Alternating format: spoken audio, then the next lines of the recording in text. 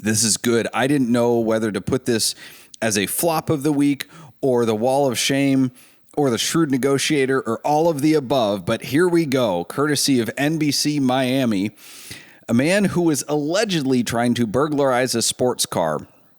Hold on. I love that they use allegedly here because as you watch the video and see what happens, it becomes abundantly clear that that's what was happening. But of course, you know, it's got to be prosecuted and go through the courts before they can say that he was actually doing it.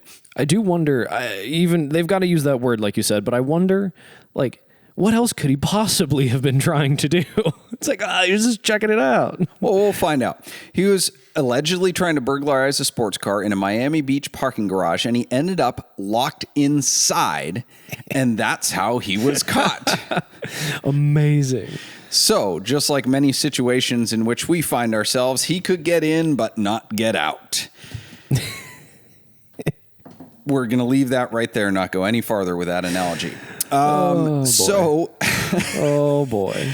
A witness saw a man open the door of an unlocked Chevrolet Corvette, sit in the driver's seat, and stay inside. So he called the owner of the car and said, hey, something is going on. And he also called the police. So the owner of the Corvette, Julio Solano, came out, and apparently there's two different...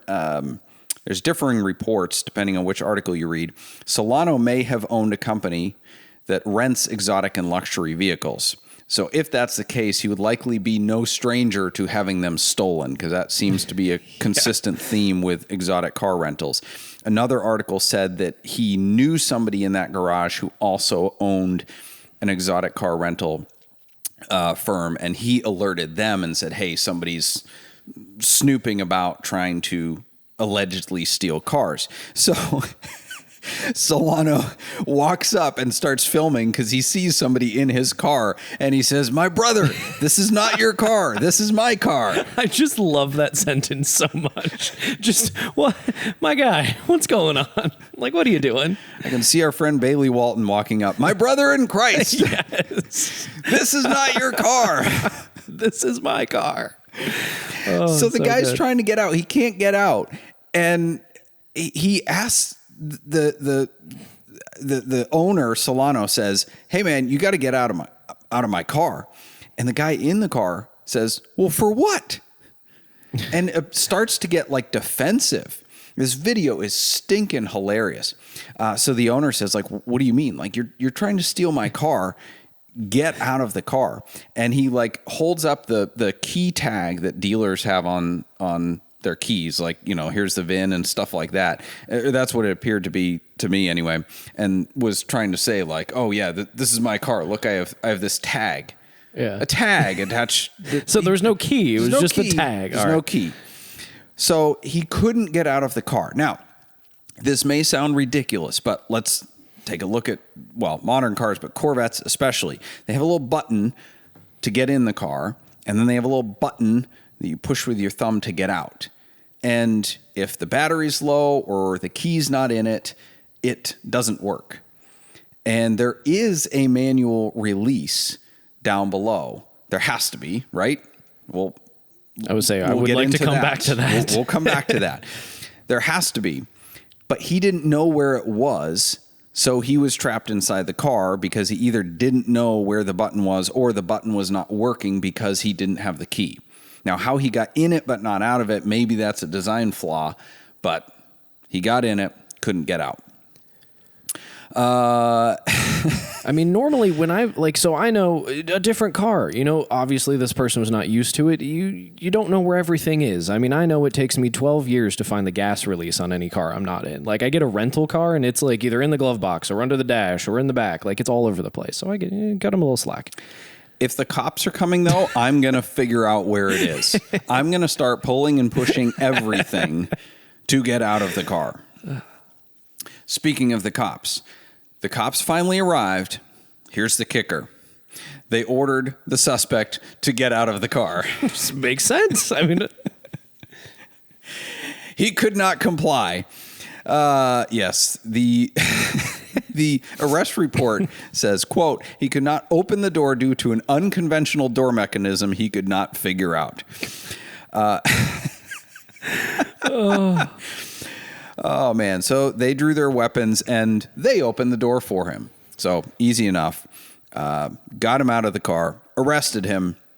And according to the article, apparently he had been sent there, by whom I don't know, but he had been sent there to pick up a Lamborghini Urus SUV. The name sounds as ugly as the car actually is, but it was locked from the outside. Oh, every time I try to go up to a Lamborghini Urus I'm trying to obtain, I just go to a Corvette if I can't get in it. Right. Every single time. He also tried to open the door to a Ford Mustang that was also locked until he found the Corvette. So, anyway, he was arrested and apparently later charged with, and I love this, burglary of an unoccupied conveyance. All right. Well, Corvette people everywhere may be also potentially arrested as they are trying to get crazy discounts on Corvette C8s and Z06s. And dealers are accusing them of theft left and right. So back to the manual door release, right? So this is like a funny haha story, right? This alleged thief is an idiot.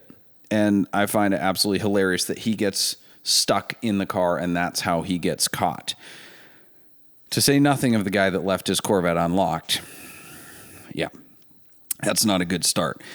There was a guy who died. It took a dark turn. Whew, I was going to say, how did we get here? Older gentleman in a Corvette C6, which was the first generation with the electronic door releases. And he was in a parking lot. I think it was Bob Evans. I may be remembering that incorrectly and just stereotyping in my memory.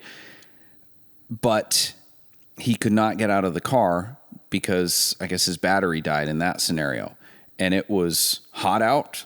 Oh. And he didn't know where the manual door release was. And this was also caught on video too. It was a heartbreaking video. But he ended up dying of heat stroke. And there's a bunch of people like around the car and they couldn't get in the car either because both inside and outside, it's an electronic handle. So they couldn't open it because the battery was dead. And opening it from the outside is far more difficult when the battery's dead because you have to have the key and then put it in this little thing above the license plate to open the trunk and then go into the trunk to pull the manual door release.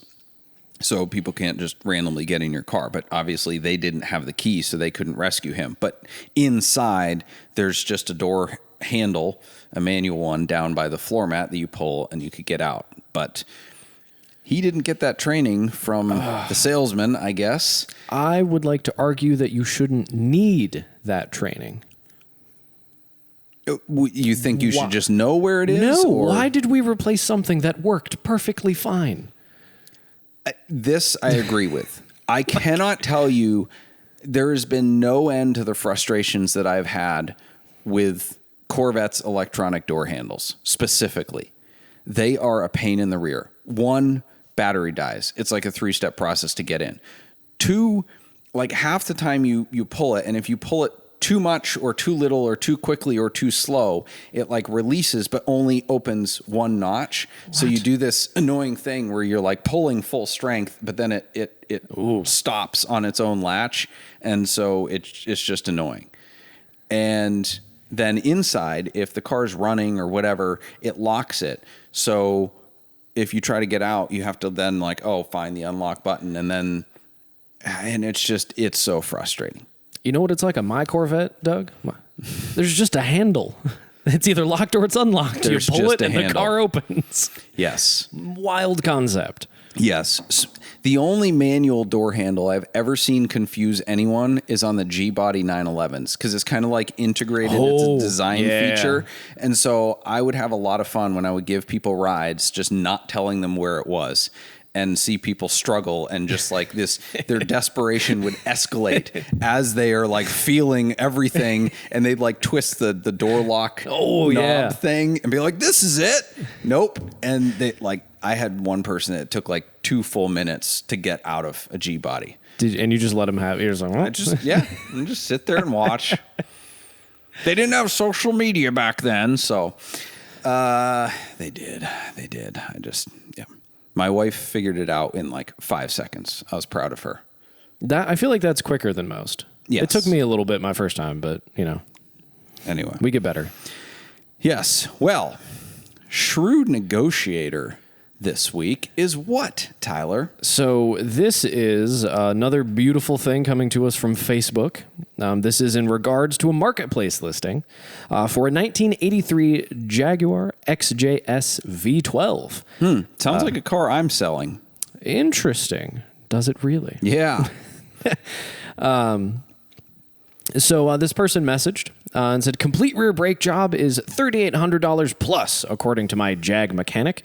Paint needs to be stripped. Crow's feet is not a sand and fill job. I've refurbed a few old Jags.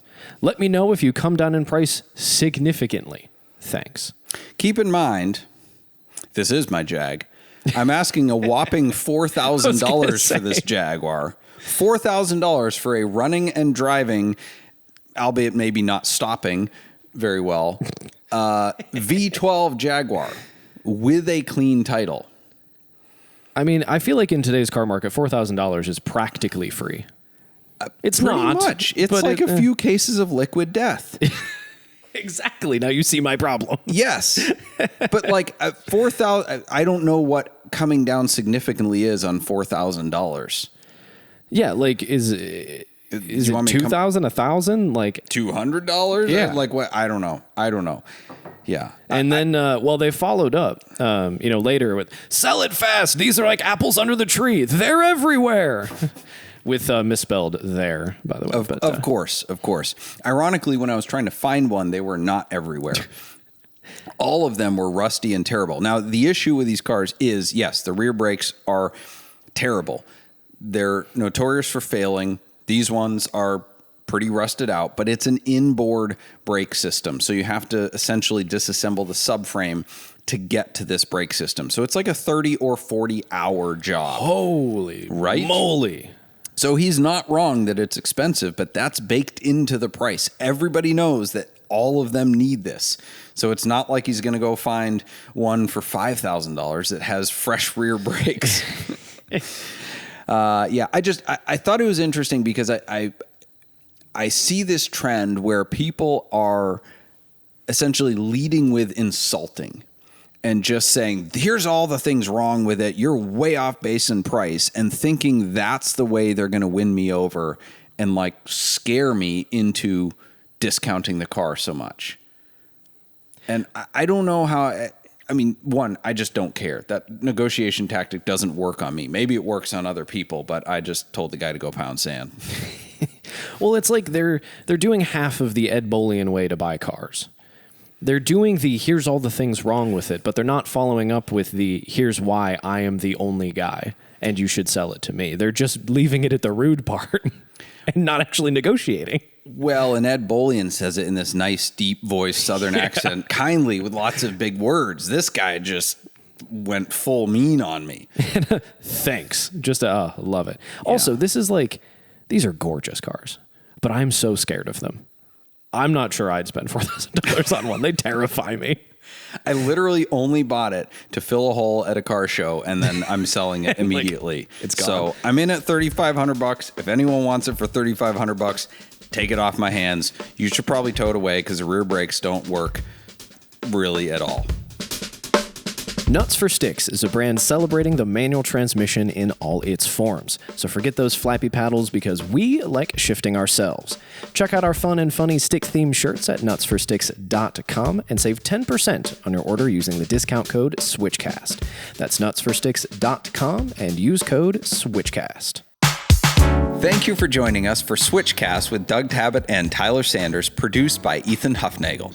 Switchcast is an automotive entertainment and opinion show and nothing we say should be taken very seriously. We do not give tax, investment, legal, emotional, or professional advice, and the only licenses we hold are driver's licenses. The opinions expressed on this show are exclusively held by the people pontificating at that moment and do not reflect the values of our producers or sponsors. Our theme music is provided by Emily and Ivory. You can stream their full album on Spotify or SoundCloud. If you like this show, you can stream it in its entirety on your favorite audio podcast platform. Check out switchcast.live for more info.